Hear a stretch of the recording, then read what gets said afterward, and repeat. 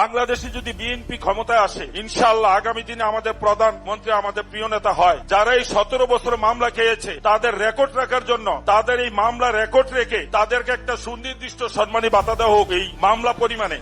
আপনারা বলেছেন আমাদের যে সকল নেতা কর্মী কেস কাচারে এসে করতে পারেনি, ঠিকভাবে গড়ে তুলতে পারেনি, তাদেরকে ভাতা দিতে হবে। আপনি রাষ্ট্রীয় তহবিল থেকে নির্দিষ্ট একটি দলের কর্মীদেরকে কি করে ভাতা দিবেন? এটা কোন আইনে আপনি এটাকে জায়েজ করবেন? তাহলে একটু আগে একজন এখানে বলেছেন যে কোন কিছু কিছু ব্যক্তি প্রতিষ্ঠান, প্রাইভেট প্রতিষ্ঠানে বিশেষ একটি দলের লোক কাজ করে, সেটা যাতে পরিবর্তন হয়, তাতে কন্ট্রাডিক্ট হচ্ছে। ভাই, আমরা কি বলছি না বলছি আমাদেরকে বিবেচনা করতে হবে, তো বাস্তবসম্মত বিষয় চিন্তা করতে হবে। রাষ্ট্রীয় তহবিল থেকে আপনি নির্দিষ্ট কোনো দলের লোককে দিতে পারেন না, তাহলে তো যেই স্বৈরাচারকে আপনি বিদায় করেছেন, আমরা দেখেছি বিভিন্ন সময় খবর টবরে কিছু কিছু বেরিয়েছিল যে রাষ্ট্রীয় তহবিল থেকে তারা নিজেদের দলের লোকজনকে টাকা পয়সা দিয়ে থাকে। তাহলে তাদের আর আমাদের মধ্যে পার্থক্য হলো কি? অবশ্যই তো তাদের থেকে আমাদের পার্থক্য থাকতে হবে, মানুষ সেটাই প্রত্যাশা করে আমাদের কাছে।